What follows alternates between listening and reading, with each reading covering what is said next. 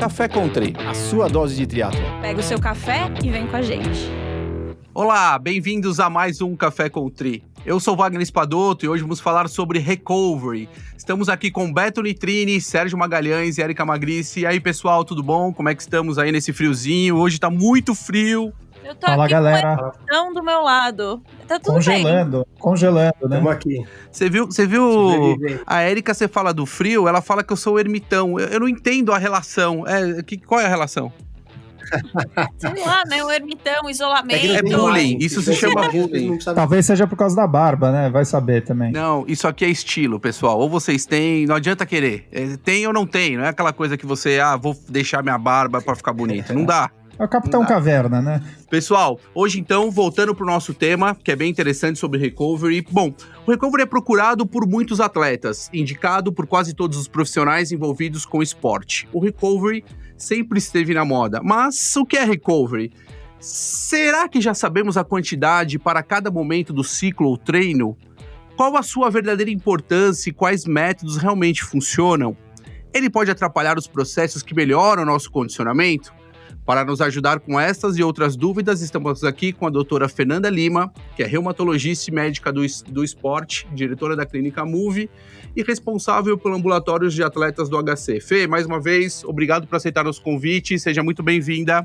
Oi, pessoal, eu que agradeço a todos a oportunidade de estar aqui falando sobre esse tema, que é um tema super bacana, na minha opinião.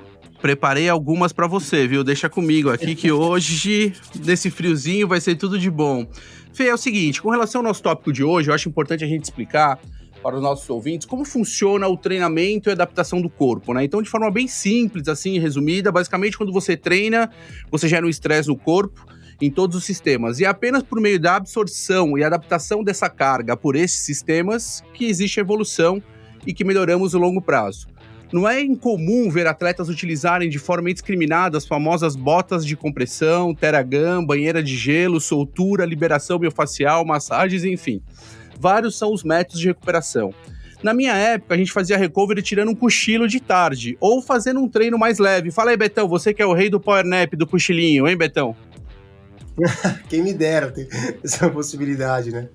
Ô, Fernanda, então, explica pra gente aí, né, nessa época aí toda dos quarentenados, qual é o recovery dos dias atuais? Porque o recovery do Wagner hoje em dia, ele tá muito no sofá, o recovery dele, mas brincadeiras à parte, o que tem hoje, né, de recovery disponível aí que a gente pode utilizar? Então, o recovery, esse nome, ele virou um shopping center praticamente, né, Sérgio? A quantidade de métodos hoje de recuperação que são vendidos por atletas, e eu vou usar essa palavra assim, vendidos por atletas, são inúmeros. Cada dia tem um recovery mais mirabolante do que o outro. E o que é exatamente o recovery? Para falar nisso, é o que o Wagner comentou, é importante a gente voltar um pouco e dizer assim, como é que a gente se adapta ao treinamento? Por que precisa fazer recuperação, recovery? Porque é nesse período, nesse momento, que você vai conseguir deixar o seu organismo trabalhar a inflamação ou até realmente ficar inflamado para que seus tecidos possam se regenerar de uma maneira superior e suportar a próxima carga de treinamento. É assim que a gente se condiciona. Em algumas circunstâncias, se a gente vai lá na prateleira do recovery, eu tenho botas de compressão aqui, eu tenho banheira de flutuação, eu tenho eletroestimulação. É uma confusão, porque em qual momento efetivamente você vai usar um método de recovery e quando ele efetivamente vai funcionar? Acho que a primeira pergunta é essa. Em que fase? E aí eu volto até a pergunta para o Wagner. Técnico gosta de técnica de recovery? Bom, técnico adora recovery. O problema é entender exatamente quando se usa esse recovery, em qual momento do recovery. Eu acho que a Fernanda falou uma coisa sensacional que eu gostei muito, que é a prateleira do recovery.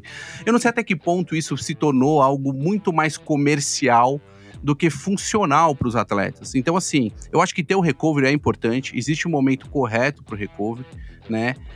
Que tipo de treino e fase do treinamento esse atleta deveria executar o recovery. Não é para todo mundo em todos os momentos, e alguns atletas, inclusive, hoje já têm esses materiais, botas de recovery que eles usam todo dia, achando que isso faz um baita sentido, e não é bem assim, né? Adorei essa da prateleira do recovery, eu vou postar isso, Fernanda.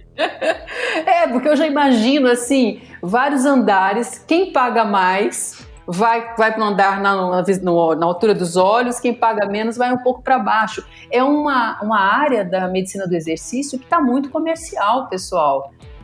O Wagner falou tudo. Qual é o grande recovery? E é um recovery que você não paga nada para fazer. Qual é?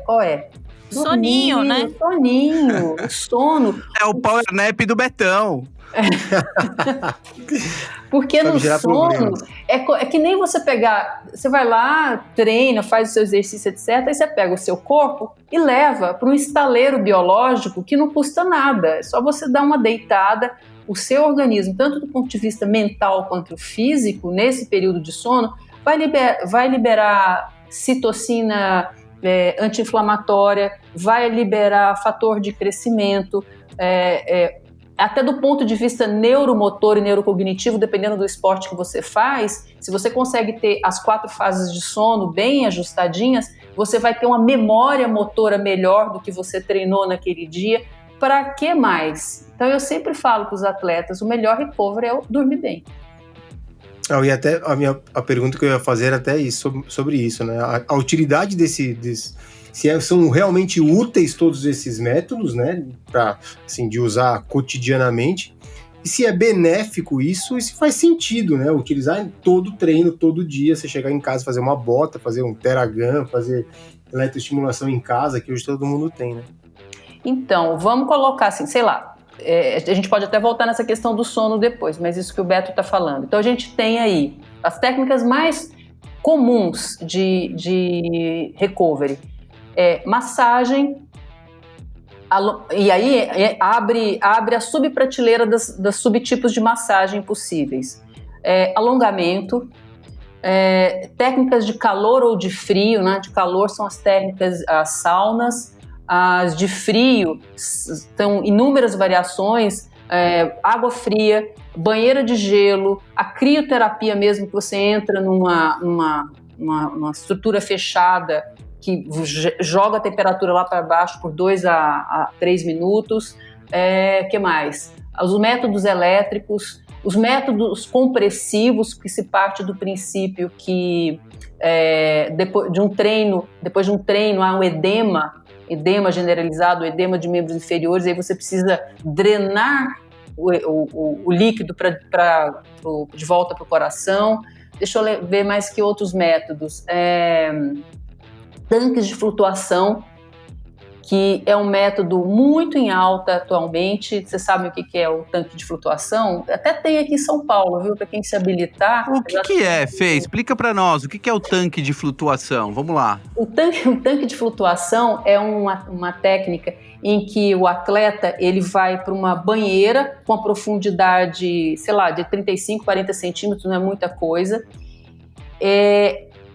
Essa banheira ela é fechada hermeticamente, então existe uma necessidade de se fazer uma privação sensorial, ou seja, vai tirar som, vai tirar luz, e a água, a temperatura fica numa temperatura corporal adequada, mais aquecida, e com sal. Existe um sal que chama sal de Epsom. Esse sal ele simula o sal do Mar Morto. Então é aquela água em que você consegue flutuar. Então você vai ter até a privação sensorial do tato, que você vai estar flutuando. A ideia desse recovery é realmente tirar o máximo de estímulo possível externo, para que com isso o atleta consiga se recuperar do ponto de vista neuromental e até físico, né? Então existe um lugar aqui em São Paulo, uma espécie de spa que proporciona isso, essa técnica. Então é mais de muitas, né? Engraçado, eu nunca tinha ouvido falar dessa... Interessante essa banheira aí. Nos Estados Unidos, os atletas falam muito, né, da banheira de Epsom Salt. Exatamente. É isso aí, essa banheira. Mas não nesse sentido tão... desse recovery tão completo, né, tão mental também. Geralmente, você assim... se isola de tudo, né? Geralmente a sessão, em tese, ela tem que durar 1 hora, mais ou menos. E é uma técnica, assim, que eu, pessoalmente, eu acho que eu já fiz uma vez. A pessoa tem que ter um bom controle de ansiedade, porque pode ser muito claustrofóbico, inclusive, dependendo da pessoa, né? É bom saber isso, porque assim, tem uns alunos que eu vou adorar encaminhar para essa...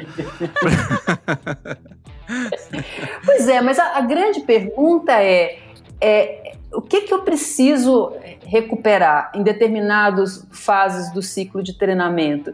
Porque se o meu propósito é melhorar a minha performance, seja em endurance, seja em força, se eu jogo muito recovery, eu não vou a lugar nenhum. Então, assim, na fase de base de treinamento, eu acho que é um momento que não cabe um recovery aí, a hora que você está no começo de temporada. Perfeito. E já entra até, inclusive, nessa pergunta que eu vou te fazer. Bom, a gente sabe que o atleta, muito do treino do atleta, a qualidade do treino do dia seguinte do atleta é determinado pela habilidade desse atleta se recuperar, né? No entanto, eu como coach faço um planejamento para o meu atleta com determinada carga ou impacto no organismo desse atleta, e esse atleta muitas vezes utiliza de métodos de recuperação de forma seguidas e frequente, né? E isso pode prejudicar o quanto esse atleta deveria evoluir. Como que faz com um atleta, um técnico, Fernanda, hoje em dia, já sabendo sobre isso, como faz para gerenciar esse controle de carga? Não seria uma complexidade muito grande alguns lugares estarem já vendendo esse recovery como a solução de todos os problemas, sendo que eu estou impactando na melhora a longo prazo desse atleta? Sem dúvida, acho que esse é um ponto importante.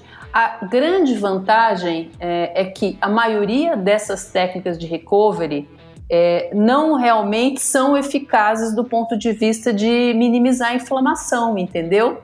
Então, na verdade, você vai muitas vezes gastar seu tempo e seu dinheiro. É tipo um placebo, você diz? É tipo um placebo. Aliás, o placebo é uma forma de recovery, né? Também você acreditar que você está fazendo um método e aquilo ali vai fazer bem para a sua recuperação, essa predisposição mental sua, de certa forma, já ajuda. Entendeu? Então, e se você paga por isso ainda, isso vai fazer mais efeito ainda. Não é? Quando sai do bolso, né? Sai do bolso, tem um efeito... Agora, pelo amor de Deus, do jeito que nós estamos falando aqui, tá parecendo que o recovery é uma bobagem e ao contrário, vai atrapalhar o treinamento. Não é bem assim, né, gente? Nós vamos chegar lá nessa parte boa do recovery. O que nós queremos agora, Fê, é tentar desmitificar um pouco essa história do recovery, né? E como ele muitas vezes é vendido ou feito, né? Para o atleta também entender o que ele tem que fazer e como ele deve se organizar com isso, né? Desculpa, Fê. Pode falar. Eu queria só voltar e se você puder explicar como é que isso afeta a evolução do atleta, né? Então, eu já entendi da fala de vocês que existe uma hora e um momento para tudo, né? Inclusive para o uso desses métodos de recovery. Mas onde que ele impacta na minha evolução, na evolução do atleta? O que eu penso é o seguinte, eu me implico um pouco com você ficar abusando de recovery em fase de base. Eu acho que nesse momento do treinamento de base é um momento em que as cargas têm que ser contínuas, o organismo tem que gerar um pouco de inflamação para que essa inflamação gere tecido novo e gere adaptação. Da mesma forma como o sistema nervoso autônomo consegue se adaptar para a frequência cardíaca ficar mais baixo, para a sua capacidade pulmonar aumentar e assim sucessivamente, tá? Então, nesse aspecto, eu acho aí. A outra questão que eu vejo é que muitas dessas técnicas de recovery, Érica, elas não têm uma comprovação científica que elas efetivamente funcionam, assim, trabalhos controlados. Até porque, para você fazer um trabalho bom, controlado, você tem que fazer ele duplo cego, ou seja, quem está examinando e quem está sendo o subject, está sendo o sujeito examinado, às vezes ele não sabe se ele está usando uma técnica que funciona ou um placebo. E muitas vezes não dá para fazer isso nessas técnicas de recovery. Então fica complicado você ver a efetividade disso aí, né? Então, por exemplo, como é que você vai, sei lá, comprovar que usar ventosas, como o Phelps, lá da natação, ele vivia, lembra nas Olimpíadas, que ele estava com as costas cheias de ventosas, né? Como é que ventosas funciona como recover, se eu não consigo fazer um grupo controle disso? A gente não sabe. Então fica muito no empirismo, né? O que se tem de trabalho em relação a recovery, de novo, volta a bater nessa tecla, é em relação à questão do sono e de manejo de estresse mental. E você acha que a adaptação do corpo a esse estresse do treino, ela fica prejudicada quando a gente usa o método de recovery com muita frequência? Né? Porque assim, eu acho que de vez em quando faz bem, né? Talvez, mas com todo dia, talvez não piore essa adaptação do corpo a esse estresse que a gente coloca? Eu acho mais, depende do que ferramenta de recovery que você está usando, porque muitas vezes realmente elas são um pouco eficazes. Vamos colocar, por exemplo, o exemplo das botas compressivas, né? Elas são super gostosas, é uma delícia fazer bota de compressão. Isso é verdade. Assim, é um feel good, é uma sensação que você está fazendo alguma coisa muito legal para você. Mas essas botas de compressão, elas foram desenvolvidas para pacientes com problemas vasculares, funcionam muito bem em hospital, em pós-operatório, para ajudar na drenagem. Agora, me fala, Beto, quem tem um sistema circulatório melhor do que um atleta? O atleta já tem um sistema circulatório super bacana. Depende qual a região do corpo, né, Fernanda? Atleta depende qual a região do corpo que essa circulação é boa. Então, muitas vezes, para quem não tem nenhum distúrbio vascular evidente, a bota de recovery, ela vai fazer uma coisa que a gente que faz esporte, pessoas que gostam, que são ativas, detestam, que é esperar. Atleta gosta de esperar alguma coisa? Não gosta. Atleta está sempre fazendo alguma coisa. Então, quando eu ponho você numa bota de compressão, Beto, eu ponho você para ficar quieto 1 hora na bota de compressão. O recovery está em você ficar quieto 1 hora. Dá até aquela dormidinha, né? Dá aquela dormidinha. No final é o nap, né? O power nap. E não é a bota de compressão. E daí você falou de bota de compressão, e daí eu vou jogar a pergunta, e a meia de compressão também tem poucas comprovações? Ela funciona melhor, pior, igual, não funciona? Em que momento? Olha aí, em que momento? Antes, durante, depois? Porque é muito engraçado quando você vai pra Ironman, e daí você vê no dia anterior, a galera tá lá na feirinha ou vai entregar a bike, daí tá, assim, metade da galera de meia de compressão. Se preparando para a prova no dia seguinte. Eu gostaria que você não tivesse feito essa pergunta para mim, Érica. Porque é um saco de gato, né? Porque tem a meia de compressão pré, a meia de compressão intra, a meia de compressão pós, não é? Não tem variações em cima do mesmo tema? Eu acho muito legal a meia de compressão, eu acho legal naquelas situações em que o atleta, sei lá, membro inferior, por exemplo, tem canelite, faz periostite, tem predisposição para ter lesão muscular, aquela compressão que a meia proporciona, aquela ali ajusta melhor a fisiologia do movimento. A vibração é menor, inclusive. Já gostei, porque eu adorava correr de meia de compressão. E depois que eu comecei a correr de meia de compressão, nunca mais tive canelite. Não é? Mas isso foi porque você passou na Fernanda, também. Não foi por causa de meia nenhuma. Foi um conjunto de fatores. Isso aí é mentira sua. Bom, eu em minha defesa, eu competi em 2010 com Pernito né? Aquela parte de baixo só não era meia, né? Não ia até o pé.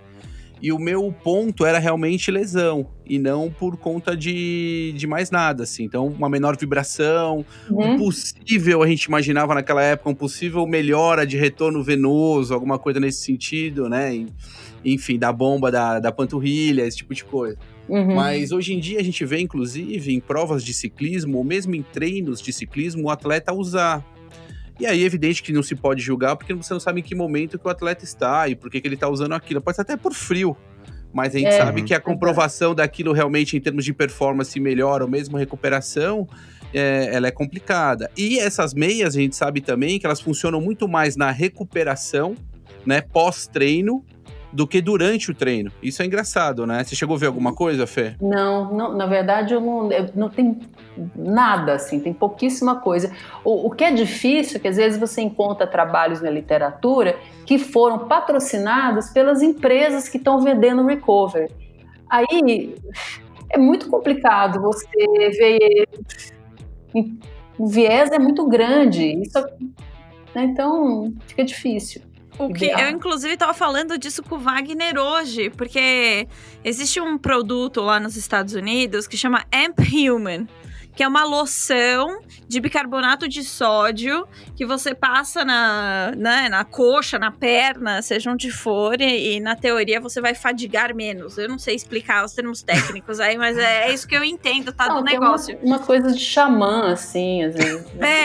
E daí eu tava vendo que todas as pesquisas a favor dessa loção, né, que chama Amp Human, foram patrocinados pela própria Amp Human. E na real não tem uma justificativa plausível, assim, não tem relevância estatística, o estudo, então é realmente. Para vocês terem uma ideia, eles apontaram uma diferença.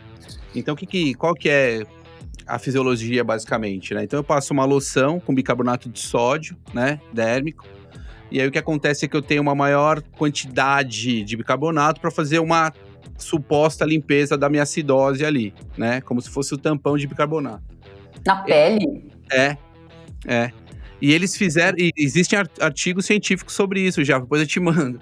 E aí você entra no site para ver, eles tiveram uma diferença, acho que de 2 ou 3 batimentos. 2 ou 3 batimentos é extremamente complicado você falar numa variação. Como eles representaram isso? Praticamente eles fizeram quase em milissegundos o batimento para ter realmente um gráfico que mostrasse alguma coisa, ou seja, pra totalmente... Para dar um valor significativo, né? Muito engraçado isso, né? Totalmente enviesado. Você sabe que eu já usei meia de compressão, na época que eu tava me recuperando na panturrilha, para tentar segurar a lesão, o nódulo, e adiantava um pouco. Eu sei que deve ser totalmente errado, mas eu fiz muito isso. Então, mas é o que a gente estava conversando. Quando existe alguma lesão relacionada, a meia de compressão funciona, ela é muito bacana. A questão é até que ponto ela tem esse efeito de recovery. O que seria o efeito recovery da meia de compressão? Melhorar o retorno venoso? Entre aspas aqui, drenar substâncias tóxicas da perna. Que substâncias tóxicas seriam essas? Não sei. Agora sim, por uma lesão muscular, uma ruptura parcial, um hematomazinho ou uma periostite, funciona mega bem. Né? A gente vê isso na prática. Mas, de novo, voltando à questão das botas compressivas, eu acho que tem o seu papel, sim. Tem esse papel em manter o atleta em repouso. Então, sabe onde é muito bacana, pessoal, fazer recovery? Eu acho que é justamente na véspera de prova. Acho que é um momento importante para investir, para gastar um dinheiro no recovery, ou naquelas provas de multidias, como essas provas de ciclismo, nessas provas de endurance multidias. De estágio, né? De estágio. O endurance, o recovery é super bem visto. Uma massagem bem feita, uma crioterapia efetiva, seja em banheira de gelo, ou seja crio mesmo. Isso que você está falando, Fê, é muito legal, porque até a banheira de gelo, em termos de tempo e temperatura, ela tem que ser controlada para ter um efeito positivo, né? E as pessoas não sabem disso, né? Exato, fica numa coisa mais ou menos empírica, né, de quanto tempo faz a imersão, né? Por exemplo, qual é a temperatura ideal de uma imersão na água gelada? Qual que é, né? Assim, a média aí é de 10 a 15 graus.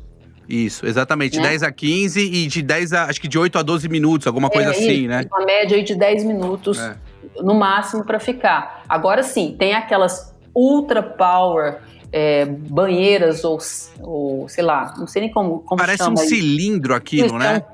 Um pod, né? Um pod de crioterapia que baixa a temperatura drasticamente e aí você fica 2 a 3 minutos. Mas tem uma janela para fazer essa banheira de gelo, né? Não tem? Tipo assim, X minutos depois do treino e depois tanto faz? Ou não? De novo, eu acho que isso é um empirismo, de novo, da coisa. Entendeu? É um empirismo. O que eu acho que porque qual é o princípio, primeiro, do frio, do gelo? A ideia é, em tese, o gelo, ele ativa o sistema nervoso simpático, que a gente sabe, só lembrando, o sistema nervoso autônomo, que é o sistema nervoso que regula nossas funções, é dividido em parasimpático e simpático. Tudo que é simpático ativa, tudo que é parasimpático desliga, desativa, desarma. Então o gelo ativa o sistema nervoso simpático, ativando o sistema nervoso simpático, ele causa um esquema de vasoconstricção e com isso, essa vasoconstricção permite um resfriamento das estruturas e uma acalmada metabólica global, seria mais ou menos isso. E aí, na sequência, você vem com uma vasodilatação como resposta, né? Porque você tem a vasoconstrição, depois você tem a vasodilatação resposta, que é aí que faz o trabalho do flush, né? Exatamente. É que tem a sensação, né, Vagnão? Pô, às vezes eu chego de um longo aqui, vou correr 1h40, 2 horas. Pô, você chega, a piscina do prédio aqui é pequenininha, mas tá com o aquecimento desligado. Você chega, senta ali na piscina por 5 minutos, na piscina gelada, a sensação é boa. Né? Porque tem o efeito anestésico do gelo, né? Tem então o efeito anestésico do gelo. Aquela acalmada, né, que você tem. E aí quando você faz, você se sente melhor, né? Tem também, Beto, o efeito hidráulico, né? A pressão hidráulica da água, ela faz aquela compressão muscular que funciona quase como se fosse uma massagem suave. Dá uma sensação boa, né? Talvez nesse aspecto, esse recovery que ele faça, por exemplo, na piscina, entre aspas, fria, mas não tão gelada, se é uma piscina, inclusive, que você consegue dar umas braçadas ou andar, é até melhor. Sim. Porque um outro recovery que cientificamente funciona é justamente você fazer um regenerativo bem zona 1. Um regenerativo zona 1, umas braçadas na piscina. Vamos explicar para eles, Fê, o que significa zona 1. Eles não sabem. Vamos explicar, define aqui para nós zona 1. Porque eles não têm isso no vocabulário. Zona 1 é zona residencial, é isso, Não, mas você sabe que ajuda. Zona 2 é comercial. É isso aí, Sérgio. A gente conversou isso um tempo atrás, né, Vagnão? Eu até depois que eu acabo de correr, eu tenho feito um trotezinho muito leve, mas leve assim, 8 minutos. 4h20, assim, bem leve. Não, de 5, 10 minutos. E assim, ajuda. Lógico, quando você acaba o longo, a vontade que você tem é de parar imediatamente. Pô, 2 horas de longo, 2 horas você quer parar e pronto, não quer dar mais um passo. Mas esses 8, 10 minutinhos bem devagar, eles ajudam muito na recuperação no outro dia também, né? Vou te dar uma sugestão. Sabe o que você faz? Ao invés de você continuar os 8, 10 minutinhos no trote, porque dependendo do seu nível ali já é uma carga de treino, mesmo leve, você já tá 2 horas treinando, né? Sim, então sim. Isso já tem uma repercussão em termos de desenvolvimento, esses 10 minutos. Pensa em subir numa bicicleta ergométrica ou estacionária e girar suas pernas por 10, 15 minutos, que vai dar um efeito muito melhor, com um impacto muito menor, e você vai se sentir sensacional no dia seguinte. Prova, depois você me fala. Você sabe que isso era uma dica que eu lembro num Ironman, que você falava assim, nas descidas, tem muita gente que para de pedalar, né? E o Wagner falava, não para de pedalar, vai girando, né? Porque isso ajuda na recuperação. É um pouco isso, né, Wagner? Isso é. Olha aqui, quanto tempo faz que eu falava isso? Eu nem lembro. Mas é verdade. Teoricamente, eu não li nada. Isso era só observações que a gente fazia. Ali no meio da prova, né? Você tá recuperando, né? É verdade, mas é isso aí que funciona. Faz sentido, Sérgio. Faz sentido. Faz sentido. Faz sentido. Agora, assim, essa nadadinha dentro d'água, você circular, você ficar parado, flutuando, aí Mas, de novo, gente, eu acho o legal é a gente valorizar o recovery pré-prova e intra-competição de multidias. Isso é fundamental.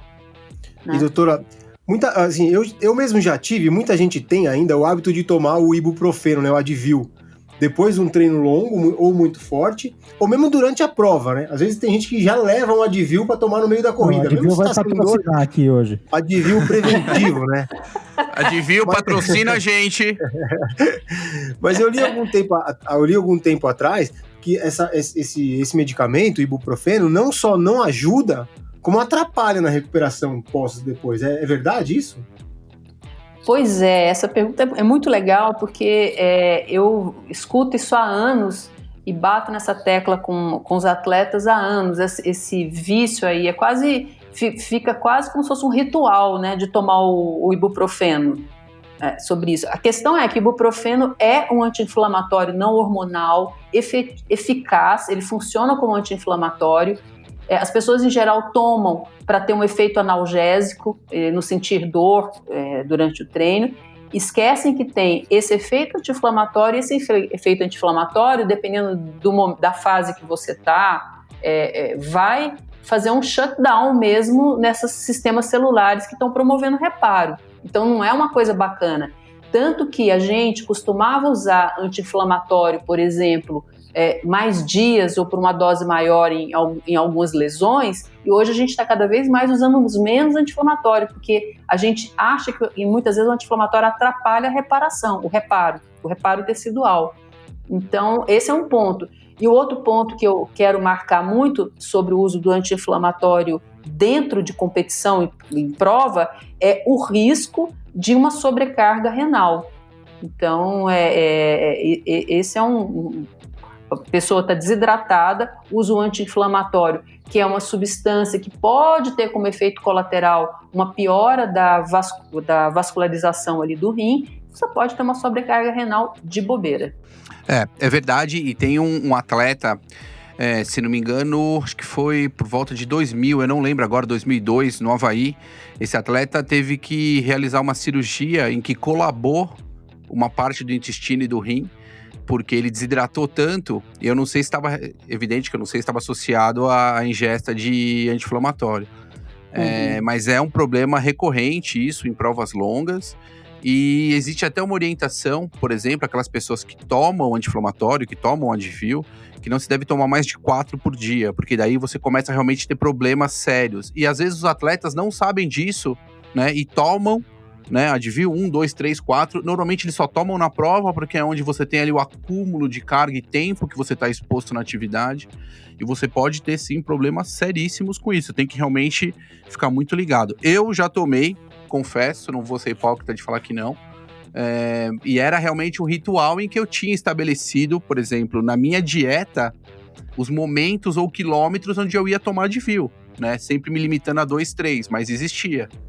Quem lembra da polêmica que foi quando o Ironman do Havaí esse ano era para ter sido patrocinado por uma marca que é justamente tipo um Advil gringo.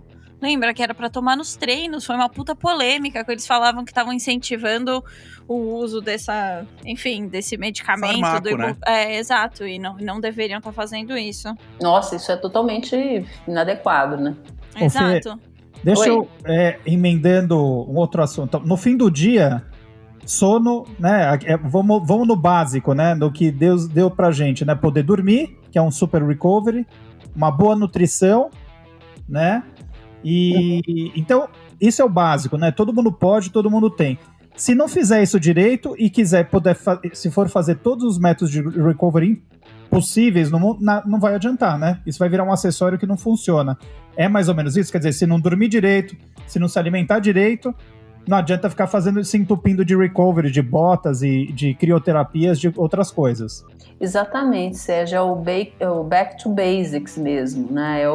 Uma vez eu ouvi uma expressão de uma fisiologista americana, fisiologista de esporte, que ela falou assim, as pessoas criticam que é como se a gente estivesse pregando a seita do momaism, de mãe, né? De recomendações de mãe. O que mãe recomenda? É comer bem, dormir, descansar, mas no fundo, são técnicas baratas que funcionam efetivamente. Por exemplo, no sono, se você, que é um erro que muita gente faz, você às vezes acorda 1 hora mais cedo ou 2 horas mais cedo para poder treinar, para você não perder seu treino. Então, você deixa de dormir para treinar. Se você for somar isso ao longo das semanas, isso vai ser um tiro no pé, porque é melhor, muitas vezes, você estender um pouco 1 hora de sono e treinar menos dias na semana, porque sua recuperação vai ser mais eficaz. Aí associa isso, muitas vezes, a um atleta que tem 40, 50, 60 anos... E aí você começa a ver o impacto de uma recuperação que já é prejudicada não só pela essa redução do sono, mas também com o passar dos anos. Toma cuidado, viu, Beto? Eu já ouvi falar que não dormir envelhece, é verdade isso, né? É verdade. E também tem um trabalho que mostra que quem dorme em média 4 horas por noite de sono, ou seja, se você começa a ter uma privação de sono, 6 horas, 4 horas, você vai somando, é como se você tivesse um efeito no dia seguinte de cervejas, né? De 2, 4 cervejas. Você fica com aquele estado mental quase alcoolizado. E é ruim porque você perde a capacidade motora adequada, você passa a reagir menos rapidamente aos estímulos. Então, acho que é importante deixar claro aqui nesse podcast sobre recovery que sono é o primeiro ponto. O segundo ponto importante que o Sérgio mencionou é a alimentação, a reposição ideal energética que você precisa. O terceiro ponto, que o Wagner deu uma levantada na bola aí, é a questão do estresse. Não só o estresse físico impacta no nosso treinamento, mas o estresse mental, emocional, idem. O atleta profissional, a gente está acostumado a mexer com o atleta profissional, ele vive em função disso. Então, os fatores externos de estresse deles são muito mais minimizados do que nós, meros mortais, que treinamos no dia a dia. Então, a gente, pelo fato da gente ter que lidar com a empresa, com os funcionários, com o chefe, com o filho que está indo mal na escola, com o homeschooling, seja lá o que for, isso é fator gerador de estresse e você tem que colocar nessa sua conta no que você está treinando. Se você perceber endogenamente, internamente, que você está cansado mentalmente, esse cansaço mental, ele fatalmente vai refletir no seu treino. E daí, falando de nutrição, Fê, é importante, né, fazer a reposição dos sais, dos eletrólitos e etc. depois do treino. Existe essa tal da janela metabólica, onde existe um momento melhor para a gente absorver esses alimentos pós-treino? Então, essa história da janela metabólica do pós-treino, como tudo em nutrição, a verdade absoluta em 2018 é falso em 2019. Aí volta a ser a verdade absoluta em 2020. É muito complicado. O que a gente tem visto de artigos mais recentes é que, desde que eu também já divulguei muito, já falei muito sobre muito aqui no consultório sobre a história da janela metabólica. Olha, de você terminar de treinar, você precisa repor sua energia, do seu carboidrato, etc. Mas aparentemente, se você vai ter um treino no dia seguinte, se você conseguir repor a sua necessidade energética dentro daquele dia, aparentemente não faz muita grande diferença. Mas, de novo, a base científica disso aí ainda não está tão clara assim.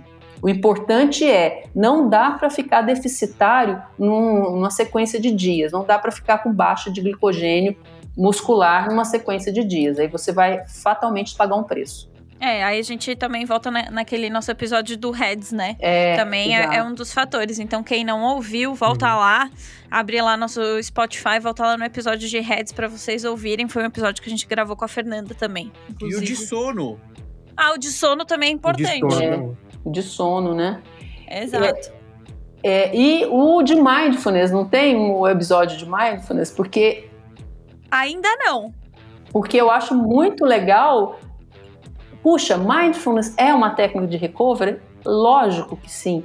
Porque seja Mindfulness, seja meditação tradicional, seja qualquer, você vai lá, pega na sua caixinha de ferramentas, que ferramenta que eu vou usar para lidar com o estresse mental do dia a dia. Se você consegue uma ferramenta, seja ela, sei lá, música, passear com o cachorro, fazer Mindfulness, você já está entrando em recovery, né? Você já está se recuperando. Tem um trabalho que mostrou o seguinte: para atletas universitários americanos, e a gente sabe que o esporte universitário é muito forte nos Estados Unidos, os atletas universitários americanos, em fase de provas acadêmicas, não em provas de esporte, mas em provas, eles performavam pior e se lesionavam mais. Então, e um outro trabalho também com ciclistas, se deu tarefas para esses ciclistas, tarefas mentais para eles executarem antes de um time trial, um grupo sim, outro grupo não. Então, assim, quem ficou mais cansado cognitivamente teve uma performance no time trial muito pior, estatisticamente falando. Então, assim, modular esse... Eu estou batendo muito nessa tecla do estresse, mas ela é uma questão importante, sim.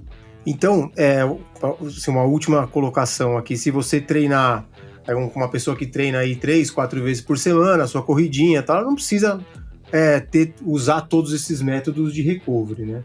Eu não sei, claro, tá fazendo um treino basta ele dormir bem, né?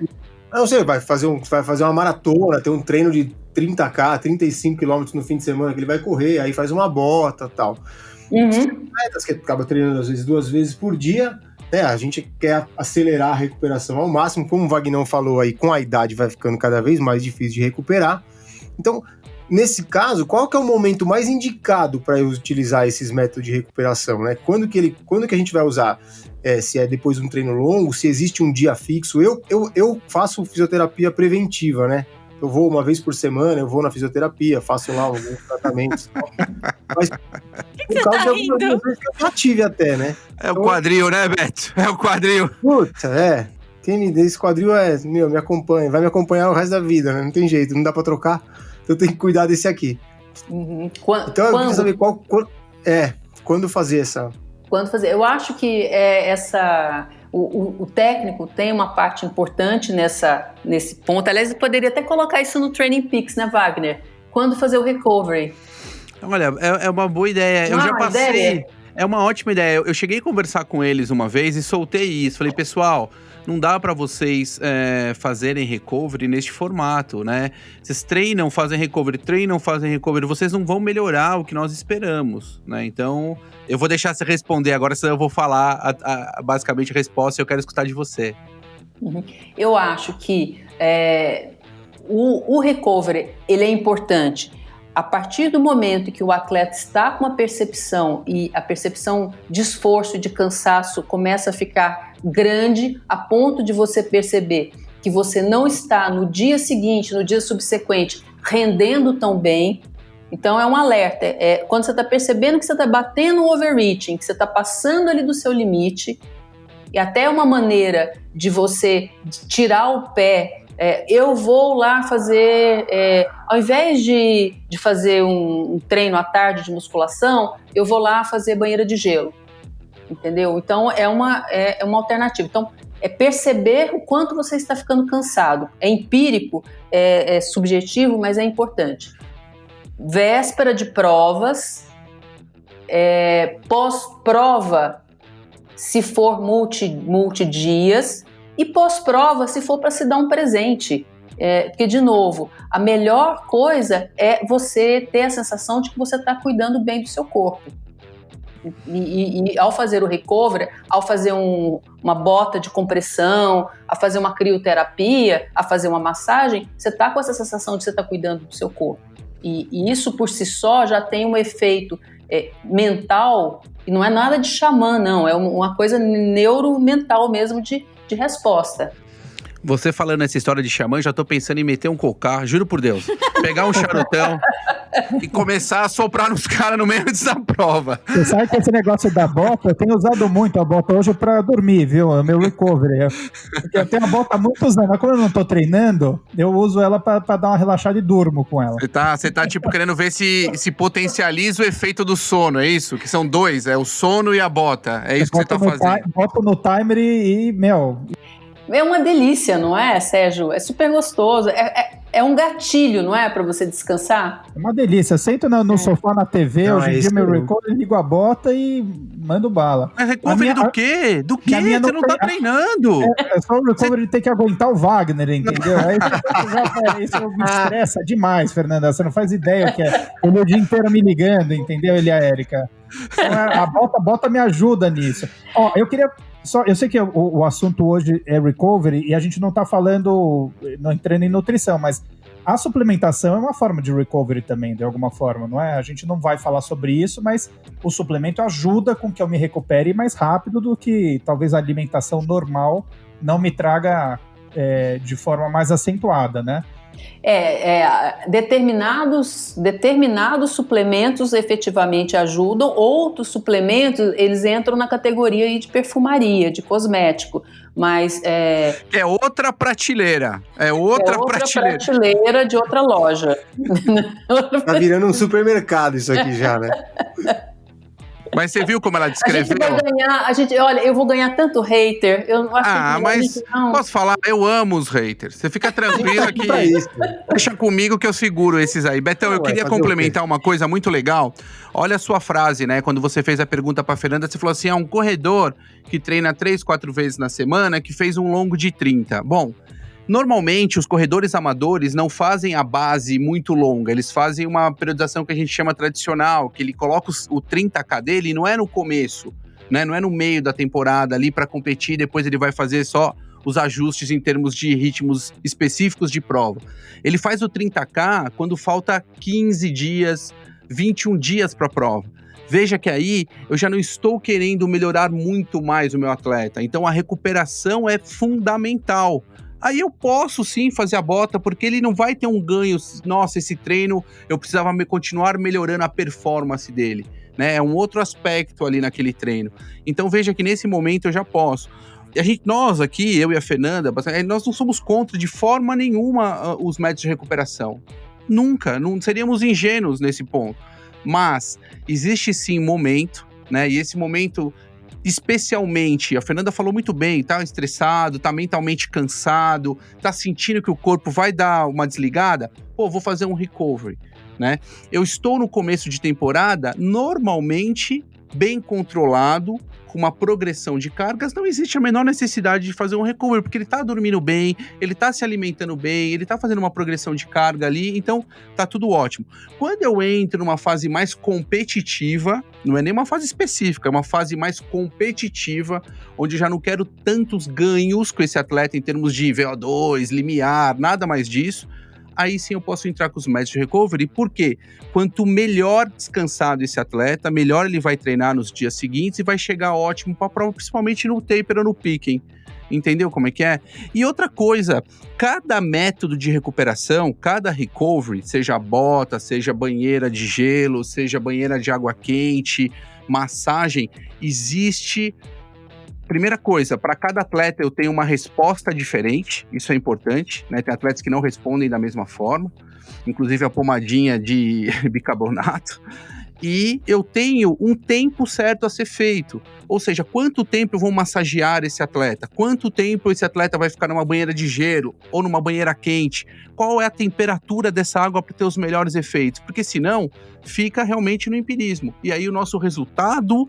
Talvez, não é que ele não exista, é que eu não potencializo tudo que eu posso para o meu atleta. É isso, Fernanda? É isso.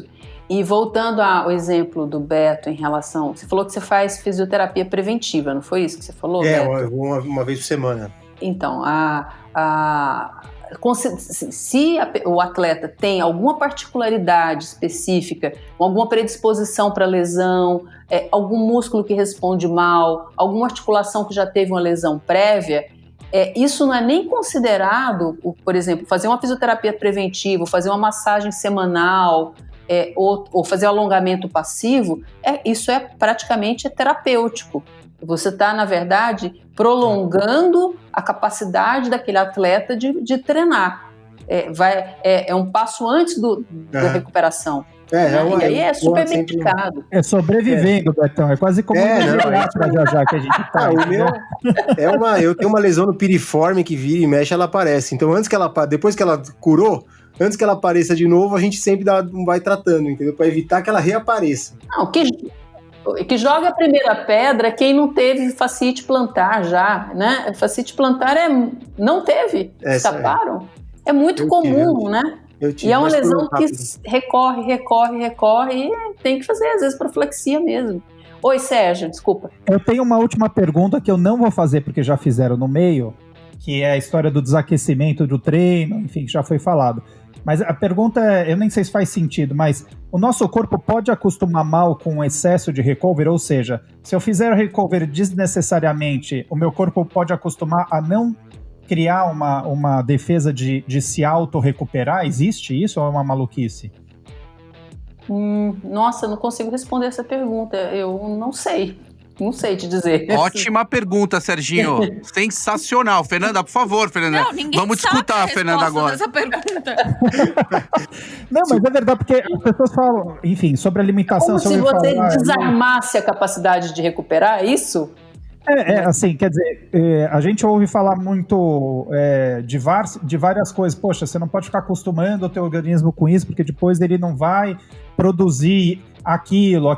Fica preguiçoso, né? Fica preguiçoso. O recovery tem um pouco disso, quer dizer, é que nem quase a gente acostuma a acordar tarde todo dia e não acorda mais cedo. Quer dizer, o recovery excessivo, ele deixa o meu corpo sem uma imunidade de recuperação, vamos dizer assim? Não sei. Eu diria que o que pode acontecer, como o recovery tem muito de ritual, se você se acostuma a um ritual, você acredita que ele é importante para você performar bem. Se você deixa de executar esse ritual, pode ser que isso aí se perca, né? Não sei se fez sentido isso que eu tô falando. Não, é isso mesmo. Serginho, sabe aquela cueca que você usa pra fazer as provas? É aquilo funciona pra você. Eu não uso cueca, eu pedalo sem cueca. Pior, né? Você é aqueles caras que quando estão na ciclovia dá pra ver tudo porque usa aquela bermuda de 60 anos atrás, que aí fica ridículo e acha que tá bonito lá. Bermuda branca. Que bota a roupa de borracha sem sunga por baixo, sem branca, nada, ele vai tirar a roupa de borracha no meio de prova e o cara esquece que tá pelado. Eu já vi acontecer isso aí, entendeu? Coisa horrível, até desmotiva a continuar a prova. Posso falar de outra técnica de recovery que a gente acabou não vai falar, mas só lembrando que o que é mais bacana às vezes é você do que o recovery é você ter capacidade, ferramentas, instrumento, percepção de perceber quando você está cansado. Então cada um vai ter sua pegada. Existem hoje alguns métodos físicos que você consegue medir, tipo frequência cardíaca, tipo a variabilidade de frequência cardíaca, que vão ajudar a perceber o quanto que você está entrando naquela linha vermelha em que sim, uma técnica de recovery é importante. E a gente ia falar sobre variabilidade de frequência cardíaca e não vai hoje, né? Eu quero marcar com você de falar sobre a variabilidade. Eu quero marcar, vamos montar isso. Eu acho bem legal, a gente tá falando bastante nos bastidores e acaba não passando para eles. Eu acho bem legal. Fernanda, agora, eu sei que provavelmente você nunca errou assim, em tirar a sua roupa no meio de uma prova e ficar desnuda em nenhum campeonato, nada disso. Mas nós sempre fazemos aqui o nosso momento roda presa. O que é o momento roda presa? Que da outra vez eu acho que você não pegou. É onde o nosso convidado, que no caso hoje é você, vai contar alguma gafe, algum mico que você cometeu em alguma das suas provas ou treino. Fernandinha, abre o coração pra gente. Gente, eu tenho uma memória. Tem modalidade, viu, Fernanda? Não precisa ser só no triatlo, na corrida. Pode ser na sinuca, o que você quiser. Eu tenho uma memória de peixinho dourado para essas coisas. Elefante agora. Você pode contar um mico de um paciente seu, não precisa citar nomes aqui também. Nossa, gente, se eles me pegaram, se vocês pelo menos tivessem me falado que tinha isso aí, eu já teria. Vamos, não enrola, Fernanda, não enrola. Tempo! Juro, não consigo, me pegaram, não sei, não tenho. Ficar devendo pra próxima, Você vai contar duas. Vou pensar, vou anotar. Você vai contar duas na próxima, não esquece. Mas você pode perguntar de uma dica de recovery. Não, olha, espera lá, eu tenho sim, lembrei de uma mico. É esse que a gente quer. Quando uma das minhas primeiras viagens de ciclismo, eu fui para Toscana e estava uma temperatura de Saara na Toscana. E o meu primeiro dia de pedal, e eu só lembro, gente, de parar a bicicleta até a próxima árvore. Eu vou até a próxima sombra. Eu vou até a próxima sombra. O objetivo era a próxima sombra e árvore. Já tava delirando, né? Praticamente, assim. Você tem aquela imaginação que vai ser um pedal maravilhoso, a Toscana, aquelas paisagens maravilhosas. E você procurando árvores na Toscana. Que coisa, hein, Fernanda? Death Valley Marathon, total. Aí eu entendi o poder da desidratação e o poder do calor, né? Do ajuste de temperatura. Que bacana. Só esse assunto, condições extremas, já dá um outro podcast. Essa semana me convidaram para falar num daqueles programas da Globo teve um rapaz que ele é corredor lá no Rio Grande do Sul, nesses dias aí que nevou lá no sul, e esse rapaz ele criou o hábito de correr só de sunga. Ah, eu sei, é de Curitiba, não é? Curitiba, sei lá de onde é. Tem um louco de Curitiba, assim, não sei se é o mesmo. Corre 20k, 30k, sei lá. Exatamente, só de sunga. Então aí a repórter me pegou de surpresa. E aí, qual é o problema? Será que tudo bem? Ele vai ficar mais forte? Falei, gente, a gente está num país que realmente isso é exceção, né? Então é uma coisa que eu tô acostumada a treinar, a cuidar de alteração relacionada a calor, mas ao frio. E agora apareceu esse cara aí que quer deixar o Instagram dele bonito e sai correndo pelado, praticamente só de sunga. Fica a dica aí, hein, Betão? Nesse frio aí, do jeito que eu tô mais gordinho, já podia correr de sunga, não ia sentir nem frio. Tem um senhor... Vai chamar atenção, pessoal. Não, tem um senhor japonês que corre na USP sem camisa, de shorts e luva. Quando tá frio. Quando tá frio, ele põe a luva. Esse aí é famoso, eu já vi. Esse é famoso, né? Que ele é antigo, tá lá há 200 anos correndo. Não, e tá no 40 graus, ele tá com a luva também. Sempre. Sem camisa. Isso é o efeito placebo, do treino dele. É o ritual. Bom, e pra fechar, nada mais justo que nosso quadro, nossa sessão Recovery, onde compartilhamos dicas de filme, livros, séries para os amantes do esporte. Vamos lá, Serginho, o que você preparou pra nós aí? Eu tenho um filme que eu já vi mais de uma vez, que é bem bacana, talvez muita gente já tenha visto, que é o Free Solo, né? Que é um documentário americano, que é recente até, de 2018. Sensacional, Sé. Você já viu que tem um alpinista super famoso, que é aquele Alex Honnold, que é um maluco, na verdade, e ele fica anos estudando para escalar o El Capitan. E aí ele quer escalar sem equipamento de segurança. E aí o filme, esse documentário, ele corre em cima disso, mas vale a pena, é bem interessante. A gente é completamente fascinado por esse documentário. Já, acho que eu e o Wagner... Esse documentário é impressionante. 4, 5 vezes fácil. Eu acho que esse documentário ele tem um negócio super bacana, porque, óbvio, além o cara é um monstro, né, da escalada, mas o nível de estudo, né, e de técnica de quanto tempo ele precisou e ele teve que estudar no detalhe né, nesses 915 metros, onde ele sabe exatamente onde ele vai colocar as mãos e os pés em cada segundo da escalada. É sensacional. É uma loucura. Ele acho que foram 8 anos. Legal, é muito legal. É uma loucura. É o nível de perfeccionismo, né? Impressionante. Porque ali é o seguinte, ou ele é perfeito ou ele morre. Então dá um nervoso, mas uma emoção sensacional. Betones. Cara, eu assisti esse fim de semana um filme com o Brad Pitt chamado O Homem que Mudou o Jogo, que é a história de um general manager de um time de beisebol nos Estados Unidos que adota métodos pouco ortodoxos para a contratação de jogadores. É bem legal, bem interessante o filme. Que bacana. Seguindo na linha dos filmes, aí eu vou falar daquele documentário que tem na Amazon Prime que chama Eat, Race, Win, que acompanha... Acho que o Beto já assistiu, não assistiu não, Betão? Já. Que acompanha toda a equipe, exato, uma equipe de ciclismo lá no Tour de France, e como é que eles se alimentam aí pra justamente se recuperar pro dia seguinte. Pois é, Érica, eu ia até comentar, eu acho, a chefe chama Hannah Grant, é a chefe que, é esse que você tá falando, não é?